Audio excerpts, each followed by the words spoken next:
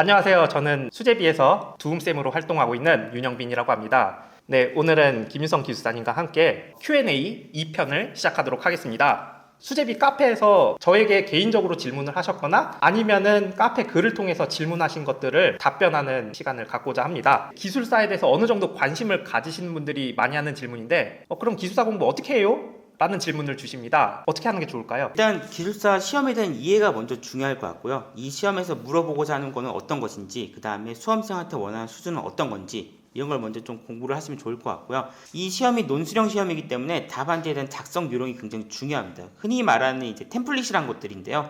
그런 것들을 어떻게 자기의 생각을 논리적으로 그 템플릿으로 표현할 수 있는지 이제 그걸 준비하는 과정이고요. 나중에 이제 그 직장생활 하시는 분도 아시겠지만 임원 보고를 할 때 저희가 주저리 쓸 수는 없잖아요. 임원들은 보통 요약된 자료를 좋아하니까 그런 요약된 자료를 만드는 과정이라고 보시면 될 것 같습니다. 그리고 기술사 시험 같은 경우는 그 한 권의 답안지를 나눠주게 되는데요. 그 한 권의 답안지가 14페이지로 되어 있습니다. 그래서 14페이지를 쓸 수 있는 필력, 그 다음에 IT 전반적인 기술, 지식을 다룰 수 있는 학습, 그 다음에 공부에 대한 방향성이 가장 중요하다고 할 수 있습니다. 이걸 통해서 지식을 내재하고 서브노트라는 것도 만들고, 서브노트가 간단히 얘기해서 요약본 같은 거예요. 그런 거 만들고 그걸 통해서 나만의 통찰력을 갖게 되는 거죠. 근데 이 과정을 반복하다 보면은 어느 순간에 합격이 되어 있죠. 자, 다음 질문입니다. 기술사 자격증을 따고 현역으로 일하게 되면 보통 어떤 업무를 맡게 되나요? 라는 질문입니다. 네, 이 부분 되게 궁금해 하실 것 같아요. 그래서 만약에 이제 기존 회사에 계속 재직을 하신다 그러면은 업무가 기존 업무를 유지하게 될 확률이 좀 높습니다. 근데 어떤 특정 직책을 주어지게 되겠죠. 뭐 팀장이라든가 아니면 뭐 어떤 전문가에 대한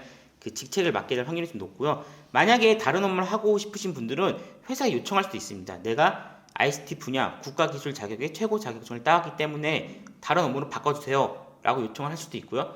만약에 회사가 안 바꿔준다, 다른 회사 가셔야죠. 그런 것들도 충분히 가능합니다.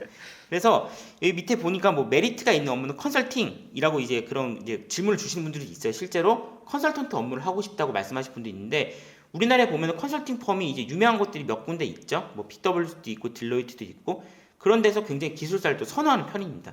문서 작업도 잘하고 기술에 대한 이해도 높기 때문에 원하시는 업무는 웬만하면 다 하실 수 있다고 보면 될 것 같습니다.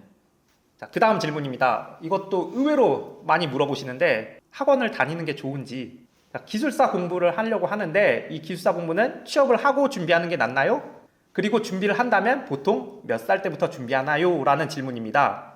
이 시험이 예전 같은 경우는 이제 코로나 이전만 보더라도 통계상으로 40대가 굉장히 많이 도전하는 시험이었습니다. 그래서 회사에 보면 차장님, 부장님들이 많이 준비하는 시험이었는데, 최근에 이제 코로나 이후에는 뭐 재택근무도 좀 늘어나고 미래에 대한 불안감들이 많이 생기다 보니까 전체적인 시험의 연령대가 좀 내려가는 편입니다. 그래서 30대 초반, 그다음에 경력만 딱 아까 말씀드렸던 기사 플러스 4년을 채우고 오신 분들이 굉장히 많고요.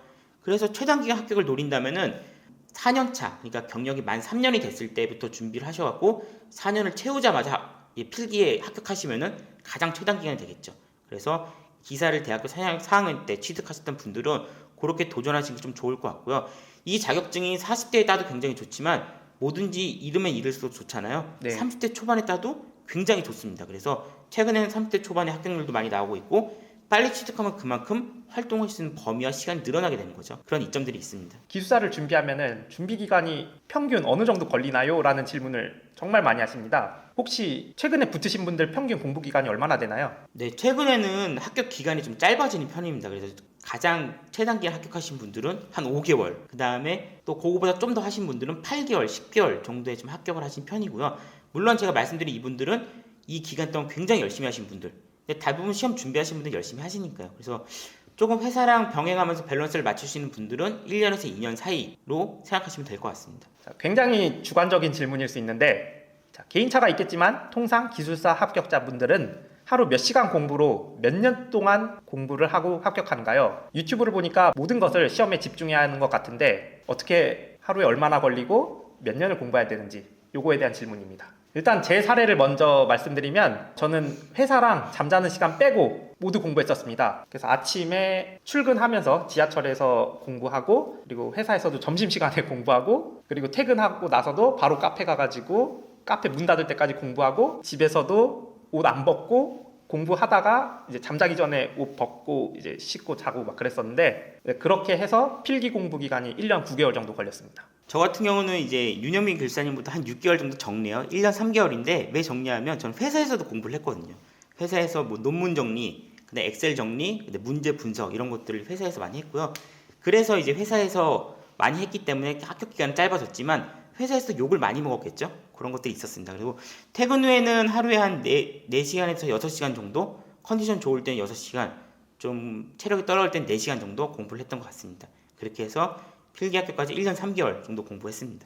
저랑 윤현민 교수님이 공부했던 요 시절에는 합격률이 3%에서 4% 정도였습니다. 그러니까 1000명의 시험을 치면은 30명에서 40명 정도가 합격을 했었고요.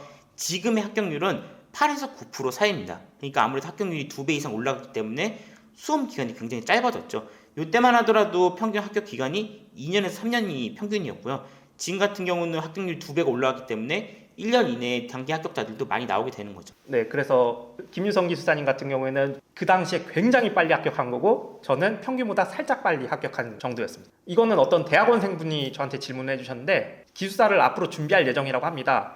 근데 지금부터 IT 관련 논문이나 신기술 등에서 읽어보면 도움이 될까요? 라는 질문을 해주셨어요. 혹시 어떻게 생각하시나요? 네, 당연히 이제 기술사 시험에 IT 관련 논문, 신기술들이 많이 출제가 되기 때문에 미리 관심을 가져주시는 건 굉장히 좋고요. 대신 너무 그것만 집중하신다기보다는 전반적으로 지식을 좀 습득하시면 좋을 것 같습니다. 소프트웨어 공학이나 뭐 빅데이터, 알고리즘, DB 이런 것들 두루두루 보시면서 특히나 예전에 정처기 시험은 기술사 시험하고 전혀 다른 내용들이 출제가 됐었는데요. NCS로 개편된 이후에는 기술사 시험하고 되게 비슷한 내용들이 많이 출제가 돼요. 그래서 직장생활 하시면서 예전에 보셨던 정처기 책들, 수제비 책들 둘러보시면서 미리 좀 공부를 하시면은 기술사 과목들에 대한 상당 부분도 준비를 하실 수가 있습니다. 네, 이렇게 해서 질문들에 대해서 답변하는 시간을 가져봤습니다. 추후에도 이런 컨텐츠가 있다면 영상으로 업로드하도록 하겠습니다. 오늘 저와 함께 Q&A를 진행해주신 김윤성 이사님 너무 감사드리고, 다음에 다른 컨텐츠로 찾아뵙도록 하겠습니다. 감사합니다. 감사합니다.